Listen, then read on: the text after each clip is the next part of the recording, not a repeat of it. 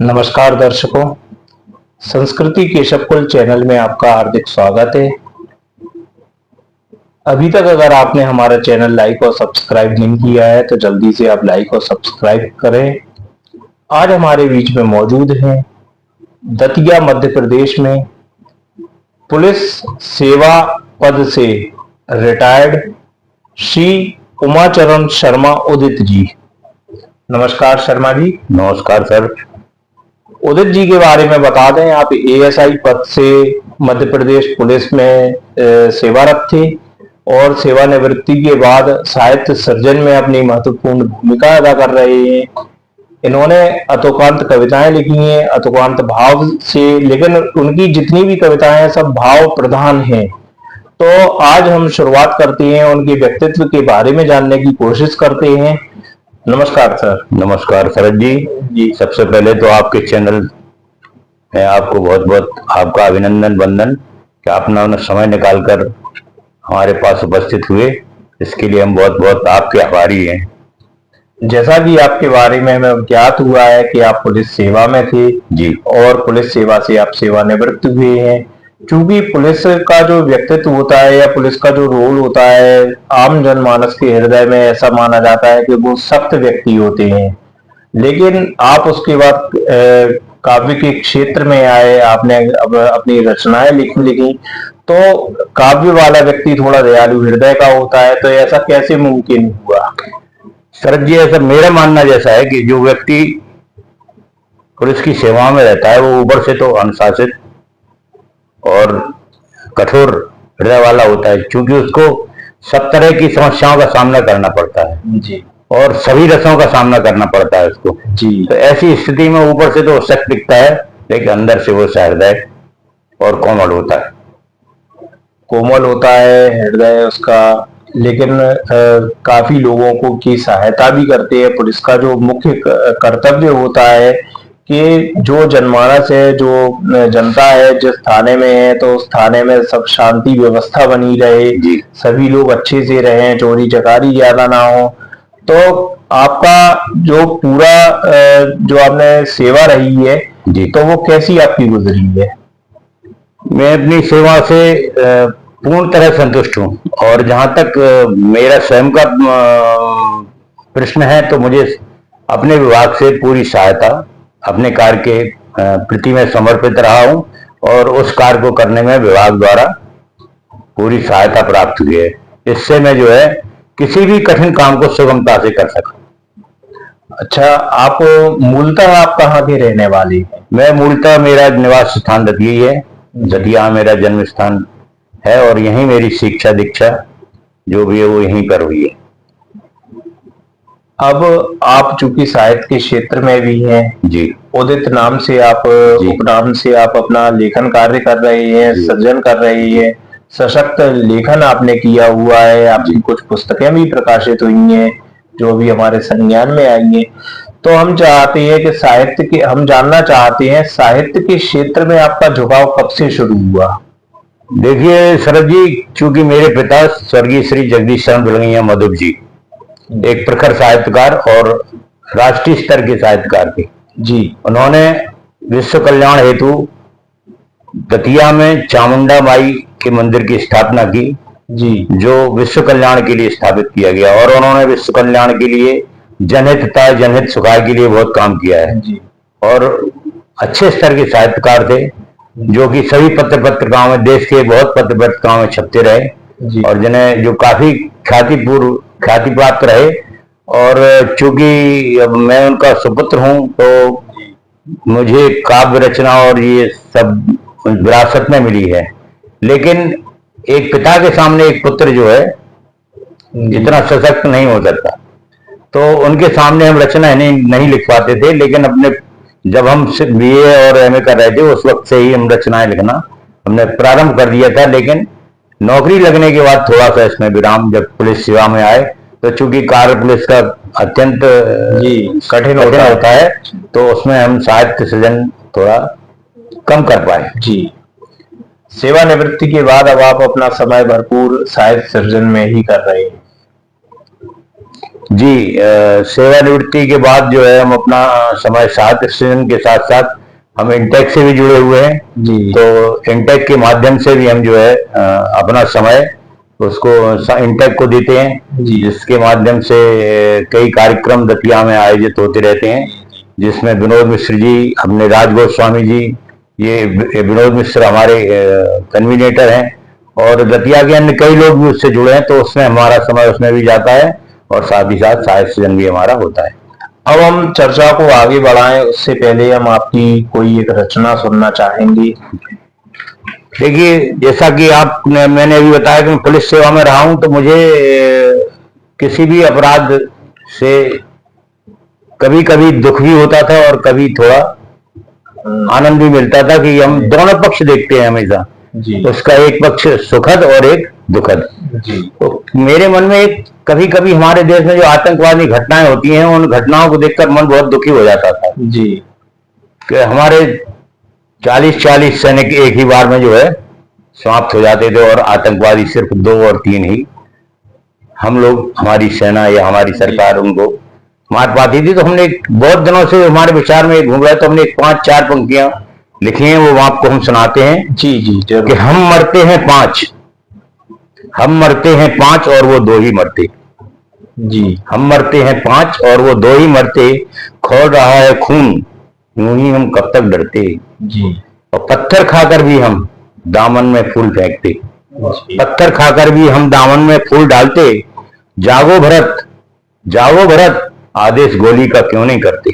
बहुत खूब, बहुत अच्छी आपने रचना लिखी है ये। और आपने रचनाएं जब लिखना चालू किया तो आप एमए बीए से आप लिखना चालू आपने करा था, अपनी उच्च शिक्षा जब आप ग्रहण कर रहे थे जी।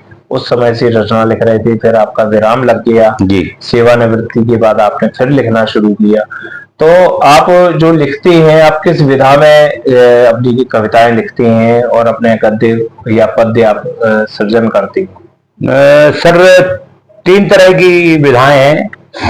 जैसे कुछ ऐसी रचनाएं जो संवाद के रूप में बोलते हैं, जैसे आम भाषा में हम और आप संवाद कर रहे हैं तो संवाद के रूप में है, और कुछ 4 पंक्तियों के रूप में, मुक्तक के रूप में, जिसे हम मुक्तक तो नहीं कह सकते क्योंकि मुक्तक मात्राओं से बना हुआ होता है जी। और हमारी 4 पंक्तियां भाव से बनी हैं जी। तो हम अपने भाव में ही अपनी बात को कहने का प्रयास करते हैं।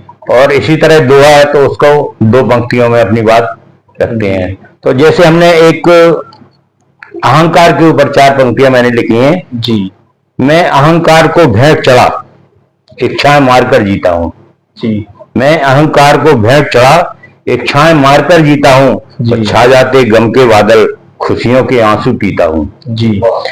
डरते हैं उदित क्यों लोग यहाँ, इन पंक्तियों पर ध्यान चाहूंगा कि डरते हैं उदित क्यों लोग यहाँ, निष्ठा पर खरा उतरने को सम्मानों की भूख नहीं, मैं आदर्शों पे जीता हूँ। बहुत खूब, बहुत अच्छी आपने सशक्त रचना लिखी हुई है। और आपकी ये जो रचनाएं हैं ये सभी रचनाओं को आपने संग्रह करके पुस्तक का रूप दिया है। क्या आप पुस्तक के बारे में कुछ अपनी विशेषता बताइए? शरद जी, मैं अधिकतर जो है फेसबुक से ज्यादा जुड़ा रहता हूँ क्योंकि समय जब भी मिलता था जी तो फेसबुक पे जो है जो भी भाव आए उसको टाइप करके हाल डाल दिया तो वो जो है मीडिया में जी। और ये मेरे पास कोई रचनाएं, मतलब जो भी मेरा संग्रह, जो मैं काव्य संग्रह उमंग के स्वर जो काव्य संग्रह आया है, ये मेरे पास रिटन में कुछ भी नहीं था जी। लेकिन डॉक्टर राज गोस्वामी और विनोद मिश्र सोमनी, जगत शर्मा आदि ने कई बार कहा कि आप एक आध पुस्तक का प्रकाशन तो करवाइए। तो मैंने 1 वर्ष के अंदर फेसबुक से सारा कलेक्शन अपना एकत्रित किया और एकत्रित करने के बाद फिर उसको संग्रह करके फिर उसको पुस्तक का नाम दिया जिसका नाम आपके सामने है, उमंग के स्वर। अरे वाह, उमंग के स्वर नाम की पुस्तक इनकी प्रकाशित हो चुकी है। इसमें कविताएं और मुक्तक अधिकांश आपने दिए हुए हैं। तो उमंग का स्वर ये आपकी कब प्रकाशित हुई है? ये अभी 2023 में निकली है सर। ये वाली पुस्तक आप 2023 ग्वालियर से प्रकाशित है। इसके अलावा आपके कई साझा संकलन भी प्रकाशित हो चुके हैं। संकलन तो हम नहीं कह सकते लेकिन हमारी जो रचना है मैं अन्य कई पत्रिकाओं में जी प्रकाशित हो चुकी हैं। जैसे नई सदी की हिंदी श्रेष्ठ रचनाकार जी। और ये हस्तलिखित काव्य संग्रह है लिखनार जी। तो इसमें भी है। और ये जो है त्रिवेणी नाम की एक पत्रिका है, ये छत्तीसगढ़ से निकलती है जी। इसमें प्रकाशन हुआ है। और एक कभी प्रयागराज से एक पत्रिका आ रही है, इसका नाम है प्रगति के दीप जी। और उसमें भी मेरी रचनाएं जो है छप रही हैं।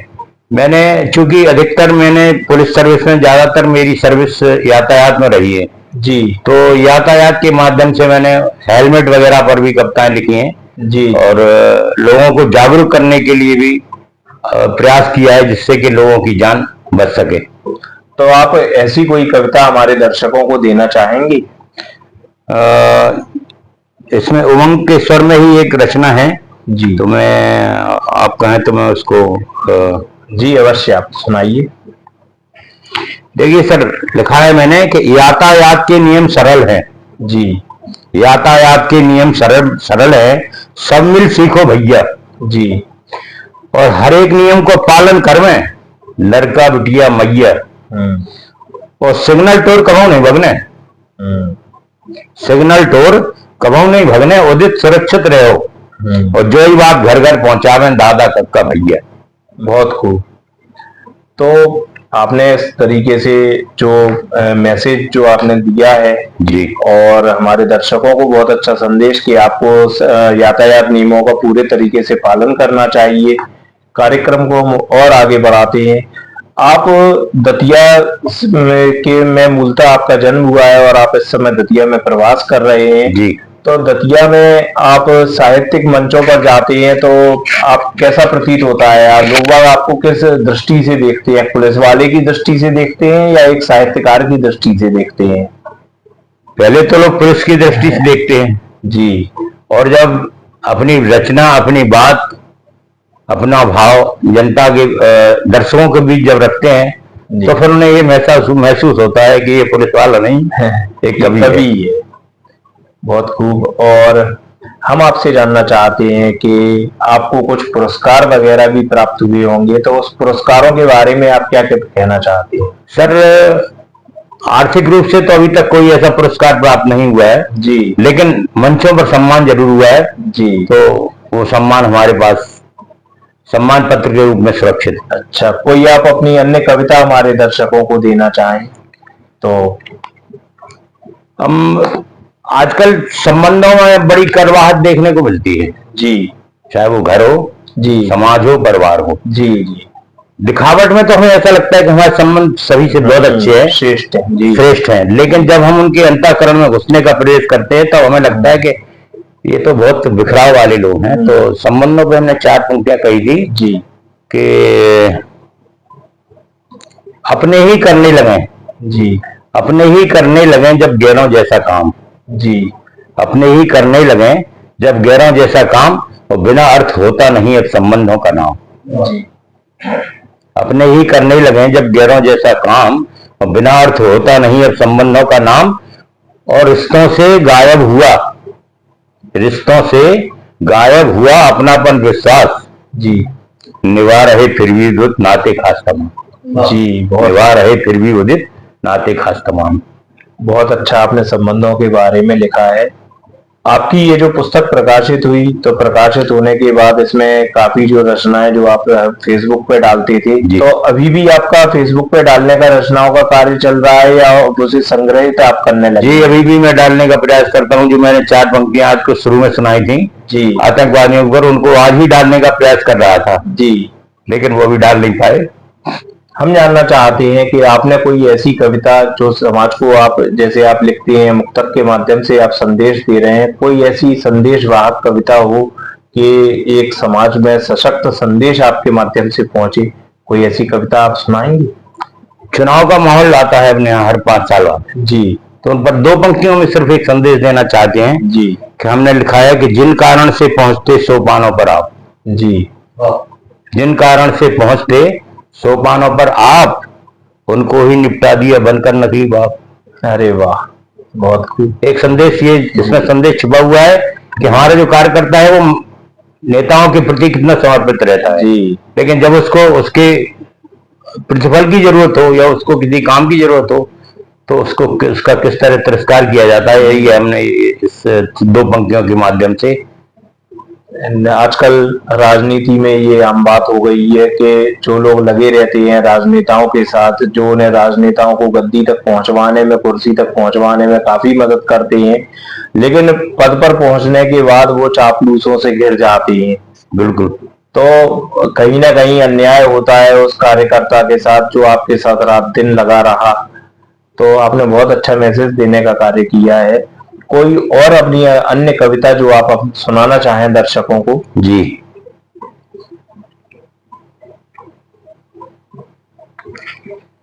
एक प्रश्न है, एक संवाद रूप में एक रचना है, उसका नाम है प्रश्न ही प्रश्न। जी। तो वो मैं आपको आपके चैनल के माध्यम से दर्शकों को बताना चाहूंगा कि प्रश्न अनेकों खड़े हुए हैं, मैं किन किन का उत्तर दूं। जी। प्रश्न अनेकों खड़े हुए हैं, मैं किन किन का उत्तर दूं। संबंधों ने पकड़ लिया है, मोह पास ने जकड़ लिया है, अधरों पर बंधन के ताले, फिर मैं कैसे उत्तर दूं। वाह। सांसों की लय ताल पर चलना, हृदय गति की चाल से बढ़ना, तन की रक्त सिराओं पर फिर कुंठित प्रहार कर डाले, मैं किन किन का उत्तर दूं। निराकार साकार तुम ही हो, धर्म ग्रंथ का सार तुम ही हो, ओम शब्द का नाद तुम्ही से फिर भी हृदय व्यथित कर डाले, फिर मैं कैसे उत्तर दूं। प्रश्न तुम ही हो, करता भी तुम, प्रश्न तुम ही हो, करता भी तुम, उत्तर जिसमें खोजूं मैं, वह बदली परिभाषा भी तुम। कौन बताए किससे जानूं, मैं फिर आज निरुत्तर हूं, प्रश्न अनेकों खड़े हुए हैं, फिर मैं कैसे उत्तर दूं। बहुत बहुत अच्छी आपने कविता सुनाई, और प्रश्न के ऊपर आपने बताया कि कई प्रश्न खड़े हुए हैं, और हम आपसे एक बार फिर जानना चाहते हैं जी कि जब आप कवि सम्मेलन में जाते हैं, कविता के मंच पे जाते हैं जी, तो उस समय आपने कई घटनाओं पर कविताएं लिखी हुई हैं। तो कविता आप सुनाते वक्त जो आपको एक कविता लिखने के बाद जो प्रसन्नता ज्यादा होती है, या कविता जब आप मंच पर सुनाते हैं उस समय प्रसन्नता ज्यादा होती है? देखिए साहब, शरद जी, क्या है कि जब आपके अंदर भाव पैदा होंगे तभी आप कविता की रचना कर सकते हैं। जी। जब तक आपके भाव नहीं होंगे, आपको वो परिदृश्य नहीं होगा, तब तक कविता का सृजन हो ही नहीं सकता। जी। और जब कविता का सृजन होता है तो कविता सुनाने से जो श्रोताओं को आनंद मिलता है, उससे कवि को ज्यादा प्रसन्नता होती है। यानी जितना महत्वपूर्ण कार्य कविता का सृजन करना है, उतना ही महत्वपूर्ण दर्शकों तक या श्रोताओं तक पहुंचाने का कार्य भी है। बहुत खूब, आपने बहुत अच्छे हमारे चैनल पे आने के बाद मार्गदर्शन दिया, और आपने के व्यक्तित्व को हमने जानने का काफी प्रयास किया। कोई और ऐसा व्यक्तित्व जिसकी आपके मन में छाप पड़ी हो? व्यक्तित्व तो मेरे पिता ही हैं। जी। उन्हीं को आपने देख के सब कुछ लिखना वगैरह सीखा है? जी। अन्य और कोई मतलब ऐसे व्यक्तित्व क्योंकि विरासत में हमें मिली है, हमारे खून में है, तो इसलिए ये रचनाओं का सृजन हो रहा है। और पिता के समक्ष में नहीं लिख पाता था जी, क्योंकि वो बड़े साहित्यकार थे। तो उनके निधन के पश्चात हमने थोड़ा थोड़ा प्रयास किया, और फिर इस तरह से आज ये हमारा एक काव्य संग्रह उमंग के स्वर सभी के समक्ष आया है, जिसमें हमारे दतिया के साहित्यकारों का भी बहुत बड़ा योगदान है। जैसे राज जी बैठे हुए, उन्होंने भी कई बार कहा कि भाई आप आपका जो साहित्य है आप उसको प्रकाशित करवाइए, तो इनका भी प्रयास है। और हमारे जो है साहित्यिक गुरु जिन्हें कहना चाहिए जी, वो है विनोद मिश्र शिरोमणि जी।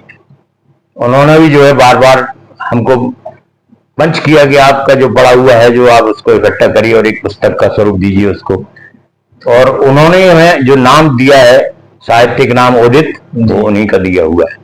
नहीं, विनोद मिश्र शिरोमणि जी दतिया के श्रेष्ठ साहित्यकार हैं, वरिष्ठ साहित्यकार हैं जी, और उनके सानिध्य में, उनके साथ आप रह के निश्चित रूप से आप उन शिखर पर पहुंचेंगे, ऐसी आशा के साथ संस्कृति केशव कुल चैनल आपका अपने इस मंच पर आने के लिए हार्दिक आभार व्यक्त करता है। आप हमारे मंच पर आए, आपने कविताएं अपनी सुनाई, आपकी पुस्तक का लेखन उत्कृष्ट क्वालिटी का है, भले ही आपकी कविताएं अतुकांत हैं जी, लेकिन जो सीधा दिमाग पर डालने वाली हैं, हाल के हाल एक अच्छा संदेश जाता है, सभी लोगों को पसंद आती हैं। जी मुक्तक के रूप में आपने अपनी वाणी से काफी दर्शकों को लुभाया है जी। और ऐसे व्यक्तित्व को हम अपने मंच पर पाकर अपने आप को गर्वित महसूस करते हैं। संस्कृति केशव कुल चैनल आपका हृदय से आभार व्यक्त करता है। आप संस्कृति केशव कुल चैनल के बारे में कुछ कहना चाहेंगे? आपके चैनल के बारे में इतना कहना चाहूंगा कि आप एक बहुत अच्छा प्रयास कर रहे हैं और आपका प्रयास काफी ऊंचाइयों तक जाएगा। जी, प्रयास है। जब आप हमारा साथ दे रहे हैं, साहित्यकार लोग हमारा साथ दे रहे हैं, चित्रकार और गीतकार भी, मतलब कला से जुड़े हुए लोग, संस्कृति से जुड़े हुए लोग जो हमारा साथ दे रहे हैं, तो हमारा भी प्रयास है कि आपको आपकी जो प्रसिद्धि है, आपने जो लिखा है, तो वो सिर्फ एक क्षेत्र तक सीमित ना रहे। हमारे चैनल के माध्यम से कई लोगों से, कई प्रतिभावान लोग आपसे वाकिफ हों और आप भी उन्हें जाने। हमारा ये छोटा सा प्रयास है। आप जो हमारा साथ दे रहे हैं, हम निश्चित रूप से आपके आभारी हैं। अभी आप लोग दर्शकों सुन रहे थे, हमारे बीच में थे उमाचरण शर्मा उदित जी, जो दतिया में श्रेष्ठ रचनाकार हैं, कई मंचों पर अपनी प्रतिभा का लोहा मनवा चुके हैं। उनकी कविताएं छोटी होती हैं, छोटे छोटे शीर्षक से, और लेकिन सीधा जनता के जो भाव होते हैं, जनता में जो कमियां होती है, पुलिस पद से ये रिटायर हुए हैं, कई सामाजिक अगर ये परिवर्तन देखते हैं या असामान्य घटनाएं देखते हैं, उन पर तत्काल लिखते हैं और फेसबुक के माध्यम से, सोशल मीडिया के माध्यम से उसे हाल के हाल वो फॉरवर्ड भी कर देते हैं, जनता तक पहुंचा देते हैं। ऐसे साहित्यकार को हम अपने चैनल पर पाकर धन्य महसूस कर रहे हैं। अंत में 4 पंक्तियां, एक बार टीवी समाचार देख रहा था मैं, तो मैंने देखा कि जो हमारे देश को चलाते हैं जी, जिन्हें लोग सांसद और विधायक कहते हैं जी, उनको कई बार मैंने देखा है कि वो सदन में सोते हुए नजर आए। जी, टीवी चैनलों के माध्यम से कई बार दिखा गया, तो उस पर मैंने 4 पंक्तियां लिखने का प्रयास किया था। अंत में अगर आपकी अनुमति हो तो अवश्य। मैंने लिखा था कि कितने सर देने होंगे फिर भारत माँ के लालों को। जी, कितने सर देने होंगे फिर भारत माँ के लालों को, और कब आएगा होश सदन में नींद में सोने वालों को। बहुत खूब। कब आएगा होश सदन के नींद में सोने वालों को, और नहीं मिलेगी खीर उन्हें जो माँ का नाम नहीं लेते। जी, नहीं मिलेगी खीर उन्हें जो माँ का नाम नहीं लेते, भूल नहीं पाते सदियों तक वतन पे मरने वालों को। बहुत खूब, बहुत अच्छे। आपने बहुत अच्छे हमारे चैनल पे अपने कविता के माध्यम से अंत कर रहे हैं, हमारे कार्यक्रम का समापन कर रहे हैं। ऐसे श्री उमाचरण शर्मा उदित जी का हम धन्यवाद करते हैं। धन्यवाद सर। आपका भी शरद जी, आपने अपना अमूल्य समय निकालकर और हम जैसे छोटे मोटे साहित्यकारों को इतनी ऊंचाई तक पहुंचाया, इसके लिए हम पुनः आपके बहुत बहुत आभारी हैं और आपके चैनल के माध्यम से आपका हार्दिक वंदन करते हैं, अभिनंदन करते हैं और आपको बहुत बहुत धन्यवाद। जी, नमस्कार। नमस्कार।